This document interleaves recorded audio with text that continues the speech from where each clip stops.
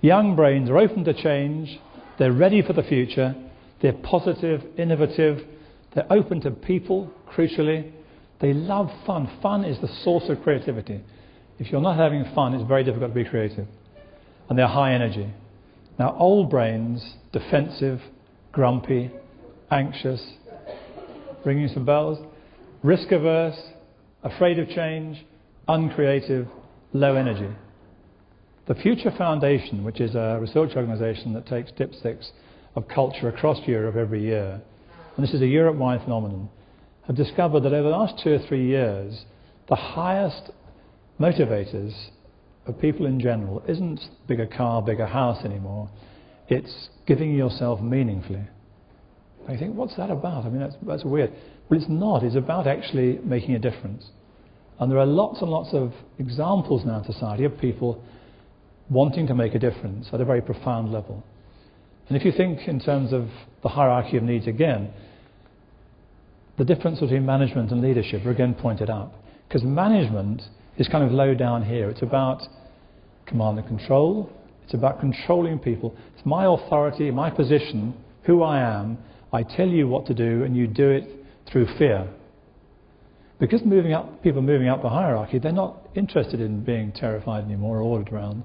They want leadership, because leadership is based on support, it's based on inspiration, it's based on enthusiasm, it's based on love. And this is a very real shift. So particularly young brain people don't want to be told what to do, they want to be enthused and motivated. And one question you might ask yourself in terms of how old-brained or managerial, in quotes, you are, as opposed to how young-brained or leader-orientated you are, is that what are your conversations with your colleagues like? Are they two-way or are they one-way?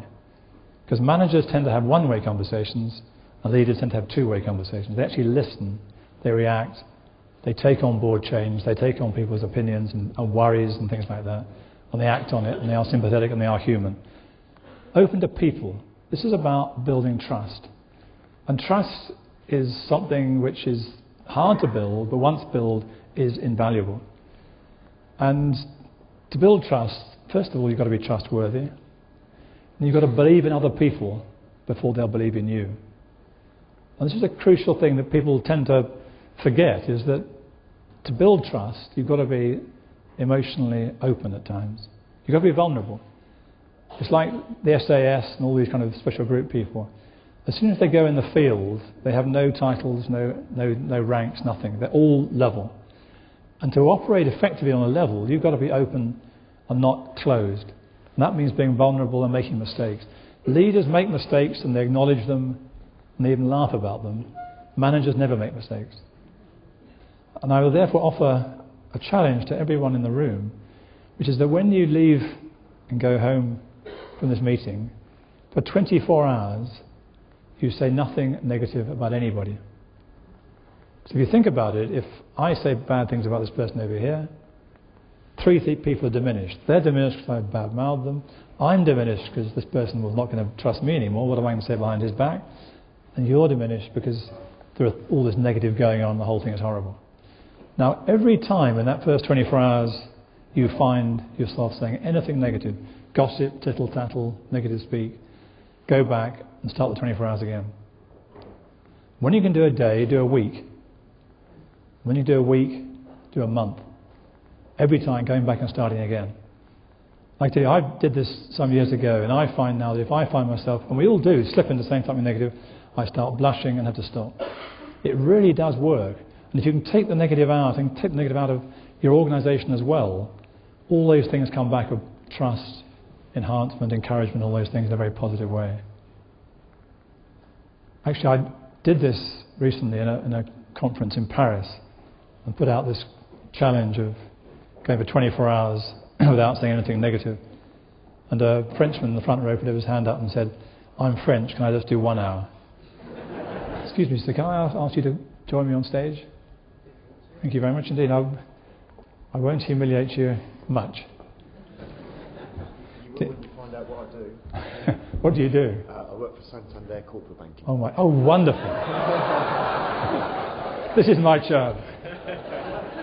Now, this is about positivity. This is hardwiring of our brains to accept positive or negative. And you may have seen this before, it doesn't matter, it works incredibly well. Can you hold your arm out like that? Okay, and I want you to resist. I'm going to try and push it down. Resist it with all your might. Okay, and I want you to say yes 10 times and mean it. So say yes. Yes. Yes. Yes. Yes. Yes. Yes. Yes. Yes. Yes. Right. Okay, I'm really trying that. I can't do it. It's a banker saying yes. Jeez.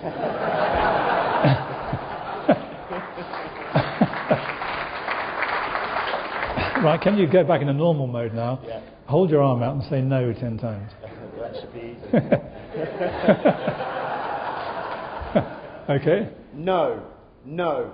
No. No. No. No. No. No. No. Now, that is incredible. Can you all stand up, please? And pair off and do it with a partner. Say yes or no, it doesn't matter. Just go for it. Thank you very much indeed. Brilliant. Thank you. Cheers. So the goal, I would suggest, is that we want to engage the brains and the hearts as well as the hands of our team members. We want to intrinsically motivate them so they bring more of themselves to work, they're more enthusiastic, they're more engaged, they're part of the purpose, and they're more, basically, that they feel they're making a difference to your business and helping your team. To sum it up, is what I've been trying to say to you is that if we can get our mindset to be more young-brained, we will be more positive, more encouraging, more inspirational, more creative, and we'll have better businesses. And there's one last thought. When you get back to your businesses, do have great parties. Thank you very much.